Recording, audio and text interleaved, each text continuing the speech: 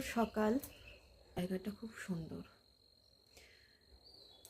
ক্যামেরার চোখ দিয়ে সমস্ত কিছুই খুব সুন্দর দেখায়। শুনতে পাচ্ছেন পাখিরা ডাকছে?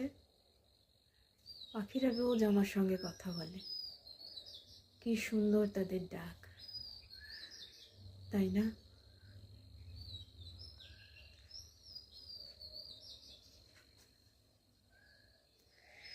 এক ফালি রোদ এসে পড়েছে আমার অগোছালো সংসারে। কেমন আছেন সকলে? আমি জীবন নদী, আপনাদের অরুণিমা জীবন নদী ব্লগ নিয়ে চলে এসেছি আপনাদের সামনে আবার।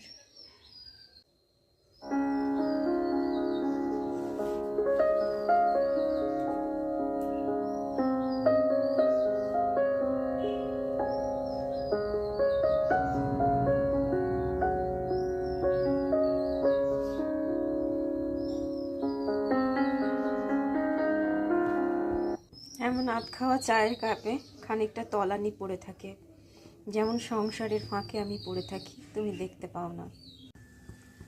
সংসার মানে এক তীব্র মায়া, ওই জীবে সমস্যা কুকুর, কানা ভাঙা কাপ। যে মানুষটা কোনোদিন ভাত বেড়ে নেয়নি তার কথা ভাবা, তার কথা ভেবে সকালে উঠেই ভাত বসিয়ে দেওয়া। কতদিন ভেবেছি এই সমস্ত ছেড়ে চলে যাব, একদিন আকাশে উড়ে চলে যাব, যাওয়া হয়নি। আঁচলে টান পড়েছে, দেখি হলুদের গন্ধ, আঁচলের কোণে কবে যেন সংসারের চাবিকাঠিটি গুঁজে দেওয়া হয়েছে নোংরের মতো। আমি নেমে এসেছি আবার, নেমে এসেছি আবার, নেমে এসেছি আবার।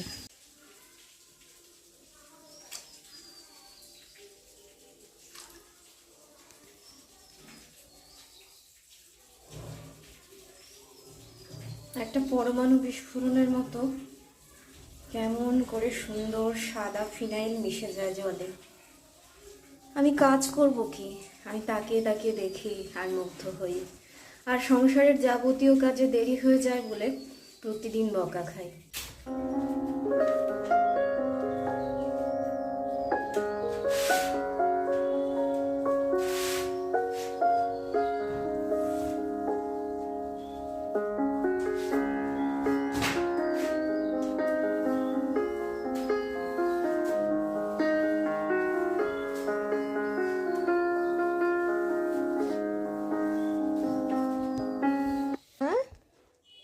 ঘটন, কি করছো? কি করছো বাবা? একটু অগোছালো, একটু এলোমেলো, গোটানো সংসার, এভাবে থাকতে আমার ভালো লাগে। বড্ড আপন মনে হয় নিজের বাসার কোণা থাকি। মাঝে মাঝে টান টান করে নিতেও ভালো লাগে, মাঝে মাঝে এই পড়ে আসা পড়া রোদটাকে গায়ে মেখে চুপচাপ এক কাপ চা নিয়ে বসে থাকতেও আমার দিব্য লাগে।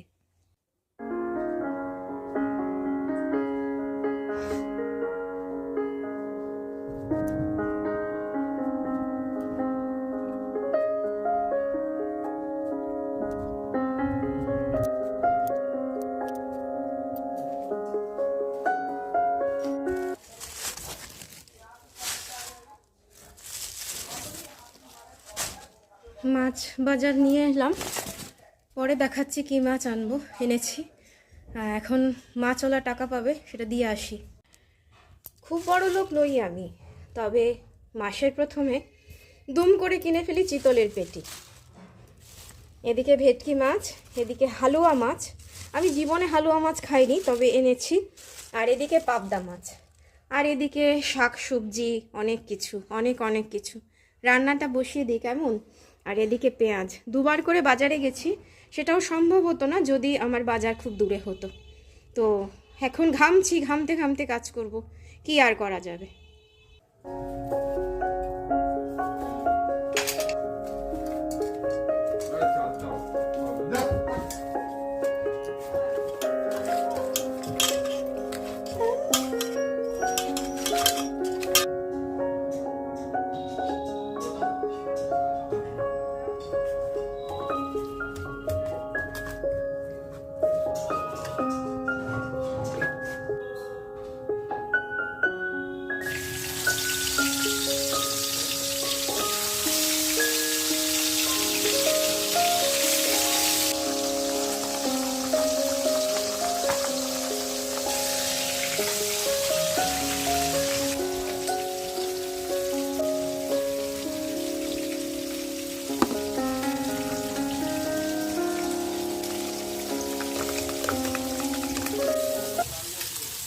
নিজেকে ধনী মনে হয় যখন এভাবে রান্না হয়। মহার্ঘ বস্তু।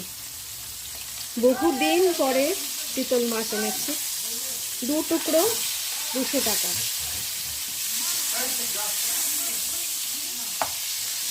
ভুলে গেছি রান্না করতে, জানি না কেমন হবে, তবে রান্না করি।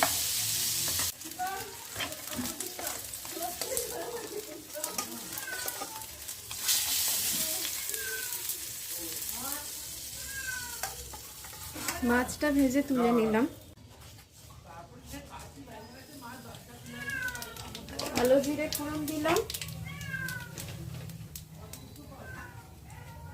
দিচ্ছি শুকনো লঙ্কা ফোড়ন। এইবার মশলাটা করে রেখেছিলাম সেটা দিয়ে দিচ্ছি।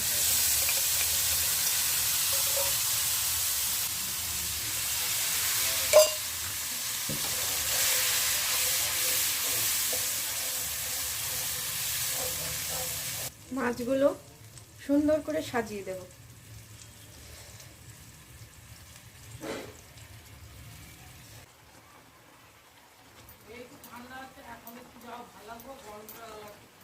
ধনে পাতাগুলো দিয়ে মাছের ঝোলটা ফুটতে দেব এবং শেষে একটু লেবু রস ছড়িয়ে নামিয়ে নেব। দিয়ে দিলাম কিছুটা কাঁচা লঙ্কা, সুন্দর গন্ধ হবে। কাঁচা লঙ্কার গন্ধটা যখন চারিয়ে যাবে ঝোলের মধ্যে, তখন এটাকে নামিয়ে নেব সুন্দর করে। যে রান্না হচ্ছে পাবদা মাছের সর্ষে বাটা দিয়ে, জিরে বাটা দিয়ে ঝাল, সেখানে কিন্তু চাইলেই আপনারা ওপর থেকে খানিকটা কাঁচা সর্ষের তেল ছড়িয়ে দিতে পারেন, কিন্তু আমি দিই না, আমার ভালো লাগে না। দিয়ে দিচ্ছি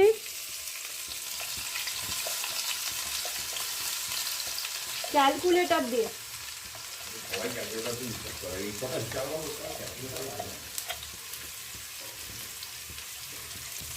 পেঁয়াজ আদার যে গ্রেট করা দিলাম, দিচ্ছি জিরে ফোড়ন, শুকনো লঙ্কা ফোড়ন। এবার এটাকে কষিয়ে নেব। অনেকে চিতল মাছে রসুন দেন, যাদের ভালো লাগে তারা রসুন দেবেন। আমি কিন্তু রসুন দিয়ে রান্নাটা করব না, কারণ আমাদের বাড়িতে রসুনটার চল খুব কম। এটাকে ভাজা ভাজা করে একদম যখন মিহি হয়ে আসবে তখন দেব টমেটো। পেঁয়াজটা কষানো হয়ে গেছে, এবার দিয়ে দেবো একটু টমেটো কেচাপ।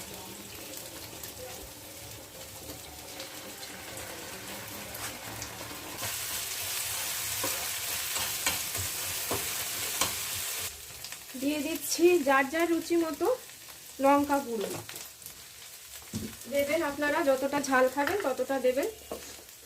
ধনে জিরে গুঁড়ো আমার একসঙ্গে মেশানো থাকে। হলুদ গুঁড়ো,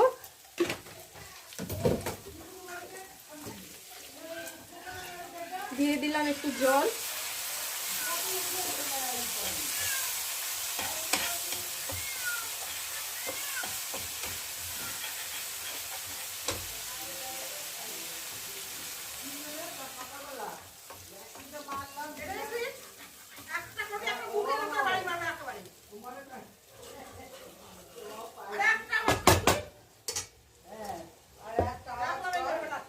মাছগুলো দিয়ে দিচ্ছি।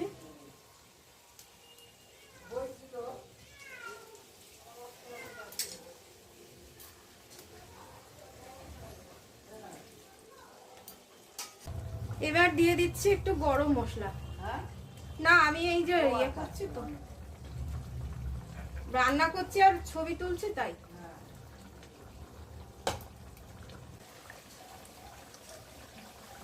কতগুলো চেরা কাঁচা লঙ্কা দিয়ে দিচ্ছি। চিতল মাছ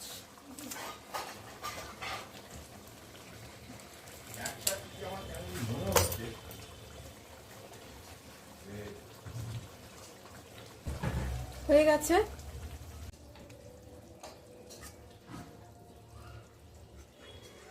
যখন খেতে দেওয়া হবে তখন এইভাবে মাছটাকে গোটা নামিয়ে নিতে হবে, আর সঙ্গে দিয়ে দিতে হবে একটু ঝোল। এভাবে দুটো কাঁচা লঙ্কা সুন্দর করে সাজিয়ে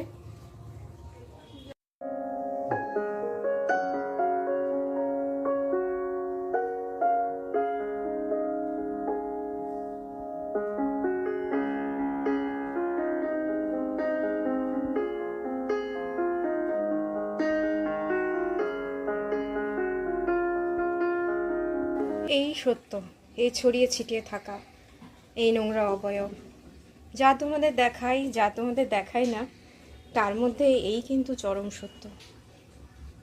যে যেখানে আছেন ভালো থাকবেন। আশা করি আমার ব্লগ আপনাদের ভালো লাগবে। ভালো লাগলে লাইক কমেন্ট শেয়ার করবেন এবং সাবস্ক্রাইব করবেন। যদি দেখার যোগ্য মনে হয় তবেই দেখবেন। কেমন? আজকে ভাতের পাতে এটুকুই, এই বা কম কি, এই তো অনেক। একটা মাছের পিস 100 টাকা, তার মধ্যে তেল মশলা আছে। বাজার দর যেখানে যাচ্ছে সেখানে দাঁড়িয়ে এ তো মহার্ঘ। ভালো থাকবেন সবাই, যে যেখানে আছেন।